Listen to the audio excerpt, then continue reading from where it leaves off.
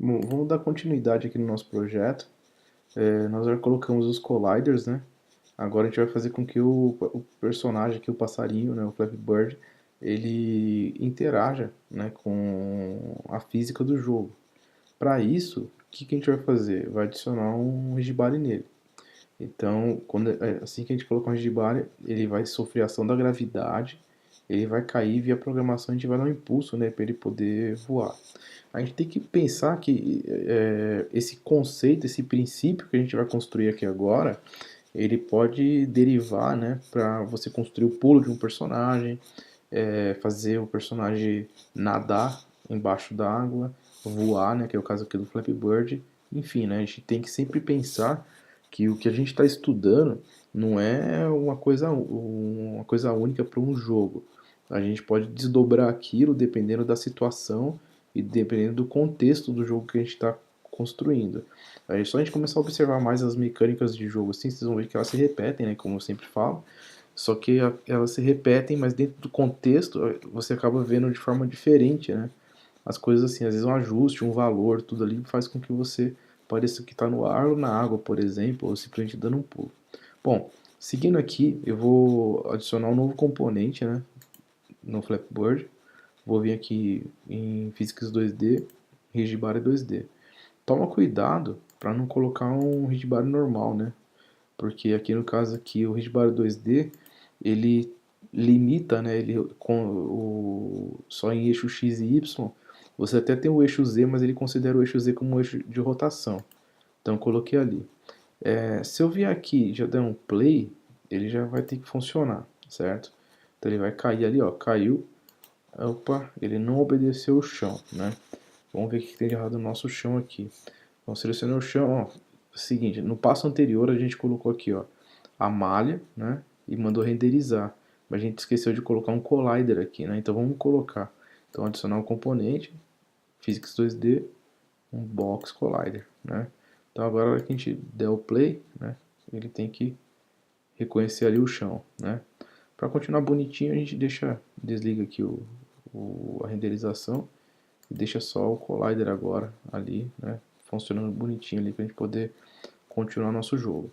Bom, então, a hora que eu dou o play, ele já cai, né? Então, tá tranquilo. Vamos criar agora um script para a gente poder controlar, né, o impulso dele. Então, o que a gente vai fazer? Vamos vir aqui na pastinha script, botão direito, create C# script. Então, vamos chamar esse script de flap bird script, né? Então, a gente já pode até pegar esse script aqui e colocar ele no Flappy Bird, né? Então a gente vem aqui e associa, já coloca ele como componente. Então nosso Flappy Bird agora tem um componente a mais, né? Que é o script ali. Então a gente pode conferir aqui, né? Bom, vamos abrir o editor de código, né? Vou vir aqui, Open C Sharp Project aqui, esperar um pouquinho para ele poder abrir.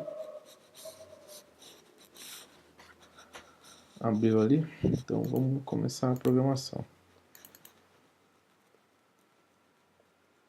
Bom, aqui no caso, a gente não precisa. Deixa eu aumentar aqui um pouquinho a fonte aqui. Fica mais fácil de vocês poderem ler também. Bom, eu vou vir aqui então, eu vou criar um atributo, né, do tipo float e vou colocar como força impulso, tá? Aqui, força impulso, vai ficar como público ali. E como a gente está trabalhando com física, né, a gente e a gente sabe que a física ela está dentro do componente rigid body, a gente vai precisar tratar isso no código, né? A gente vai precisar trabalhar nisso via código. Só que por ser um componente, toda vez que a gente quiser acessar um componente, a gente tem que pegar e instanciar esse componente, né? Tem que criar uma interface, né, com esse componente. Então assim, a gente quer acessar um componente de rigid body 2D, então a gente vai vir aqui, ó, rigid body 2D, certo? Aqui. Aí vai falar que, sei lá, vamos chamar de RB, né? Beleza.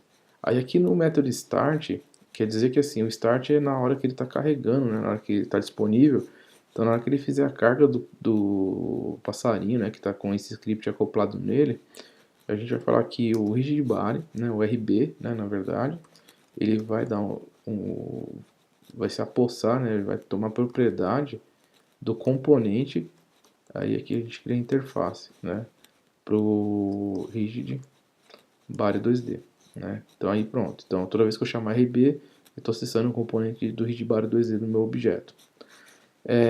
Dentro do método update, né, eu posso, né, aqui no caso, escrever já a parte de input e tal, etc, que controla ele ali, mas, sei lá, acho que seria legal a gente criar um método à parte aqui, né, vou colocar aqui como controle Flappy Bird, né, aqui. Vamos fazer uma coisa que a gente não tem muito hábito de fazer, vamos falar que esse método aqui, né, ele recebe um argumento, né? Se bem que não tem muita necessidade, mas é só para a gente poder lembrar, né?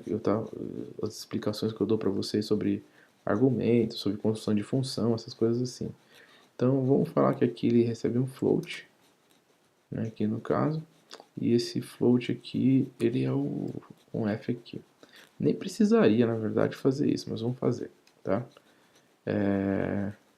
E no caso aqui vamos fazer diferente um pouco. Vamos tirar fora esse cara aqui, ó. Tá? E vamos trabalhar de uma forma um pouquinho diferente. Bom, aqui dentro do... Então, eu vou chamar aqui dentro do meu update o controle Flappy Bird. Aí o valor que eu digitar naquela variável da força do impulso, eu vou passar o valor aqui, né? Como argumento para minha função. Então aqui no caso, sei lá, vou colocar 5. Float aqui eu acho que é um valor legal, né? Para o que a gente vai fazer. Aí aqui eu vou fazer assim, eu vou determinar que a tecla de espaço, quando eu pressionar, o personagem ele vai, né, receber o impulso, né? Então aqui, o que eu vou fazer? Eu vou colocar aqui um comentário, né? Controla não, né? Aplica impulso no voo do Flappy Bird. Pronto. Aqui. Então, para poder ler o input da tecla de espaço, eu vou fazer o que? Eu vou vir aqui em input, certo? Ponto. Get button, né? Toma cuidado aqui não é getX é só para eixo de movimentação. Só que aqui é o seguinte, entre get button e get button down, a gente vai usar o get button down, ou seja, se a gente colocar o get button, a gente segurar a tecla pressionada, ele vai ficar dando impulso o tempo inteiro.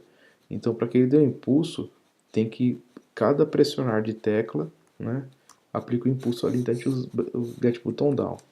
Dentro desses parênteses aqui a gente vai colocar o nome, né, do nosso input, que vem lá do gerenciador de input. Quem tiver alguma dúvida é só olhar a videoaula, né, da navinha que eu explico isso. Bom, aí o que eu vou fazer?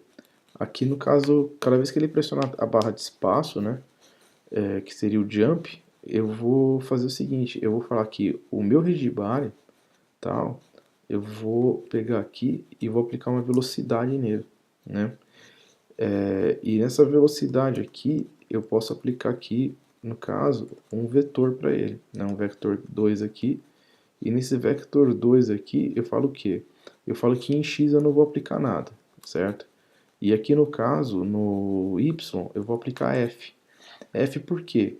Porque quando eu chamo aqui a função no update, eu estou passando o valor 5 e, né, e esse valor 5 aqui é recebido aqui, né, no caso, no escopo dessa função, e a partir daí eu consigo pegar e recuperar esse valor, né, dentro do método aqui, né, tipo, para poder utilizar.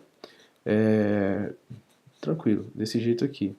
Eu tenho algumas pessoas que acabam utilizando aqui no Redbar o add force, tá?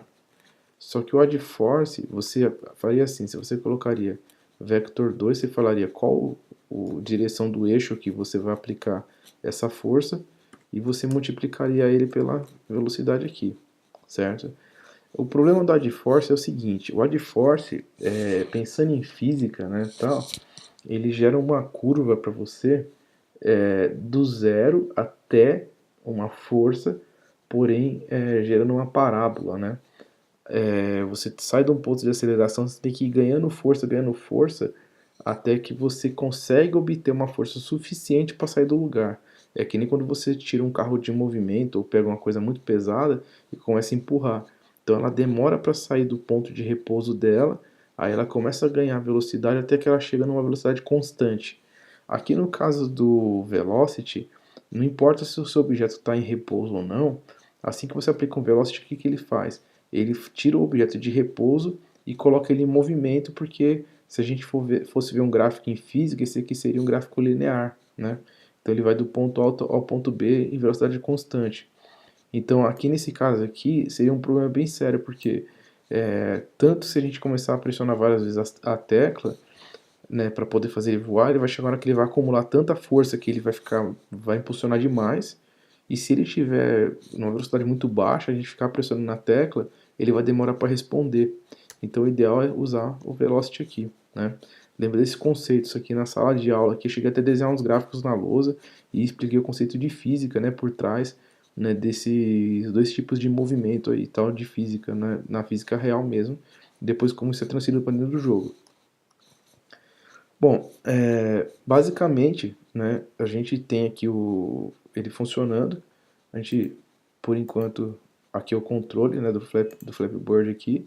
A gente vai testar, né? Então, vamos dar um play ali. Então, ele vai cair, só que toda vez que a gente pressiona aqui a barra de espaço, ó, ele já voa, certo?